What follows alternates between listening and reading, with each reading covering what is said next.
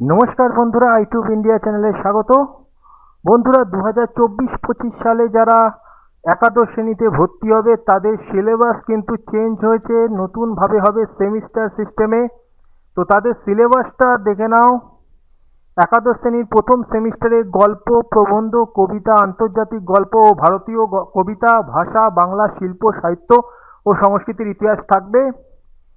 এবং সেমিস্টার টুতেও দেখো গল্প, কবিতা, নাটক, পূর্ণাঙ্গ সহায়ক গ্রন্থ, বাংলা, শিল্প, সাহিত্য ও সংস্কৃতির ইতিহাস, প্রবন্ধ রচনা থাকবে।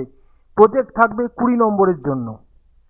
বাংলা ক, একাদশ শ্রেণী সেমিস্টার ওয়ানে গল্পের মধ্যে থাকবে পুঁই মাচা বিভূতিভূষণ বন্দ্যোপাধ্যায়ের, প্রবন্ধ থাকবে বিড়াল বঙ্কিমচন্দ্র চট্টোপাধ্যায়, কবিতা ঈশ্বরচন্দ্র বিদ্যাসাগর, মাইকেল মধুসূদন দত্তের, সাম্যবাদী কাজী নজরুল ইসলামের।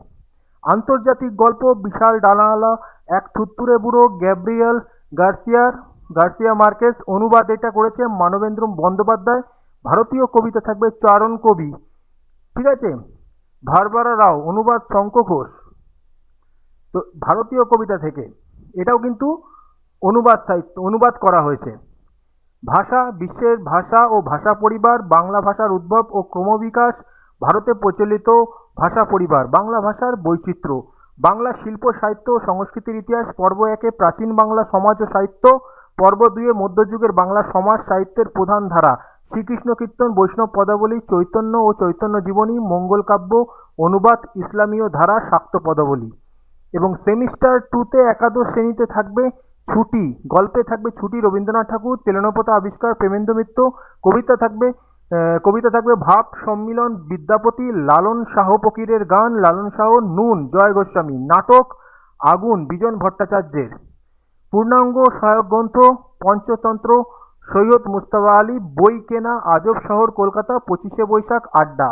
বাংলা শিল্প, সাহিত্য, সংস্কৃতির ইতিহাস, পর্ব 3-এ আধুনিক বাংলা সাহিত্য, অনেক বড় সিলেবাস রয়েছে। লৌকিক সাহিত্য, কবিতায় মহাকাব্য, আখ্যান কাব্য, কথা সাহিত্য, কবিতা, এগুলো প্রচুর রয়েছে, এগুলো দেখে নাও। প্রবন্ধ রচনা লেখার বিষয়টি এক লাইনে না দিয়ে একটি মানুষ মানচিত্র এবং তথ্য সম্ভার দেওয়া হবে। এটা কিন্তু ওল্ড সিলেবাসে যেভাবে দিয়েছে সেভাবেই কিন্তু দেওয়া হচ্ছে, ঠিক আছে। এবং একটি বক্তব্যের সাপেক্ষ বক্তব্যের বিপক্ষে একটি অনুচ্ছেদ দেওয়া থাকবে। পরীক্ষার্থীরা প্রদত্ত অনুচ্ছেদের সপক্ষে বিপক্ষে তাদের বক্তব্য লিখবে। এই হলো একাদশ শ্রেণীর সিলেবাস। এরপরে আমি অবশ্যই দ্বাদশ শ্রেণীর সিলেবাস নিয়ে আলোচনা করব, কোনো চিন্তা নেই। এর সাজেশান, নোট সবই কিন্তু আমি আস্তে আস্তে আপলোড করব। আর কিছুদিন যাক, রেজাল্ট বেরানোর পর থেকে অবশ্যই এর নোটস সাজেশান তোমরা অবশ্যই পাবে। ভিডিওটা ভালো লাগলে লাইক, কমেন্ট, শেয়ার করে দিও।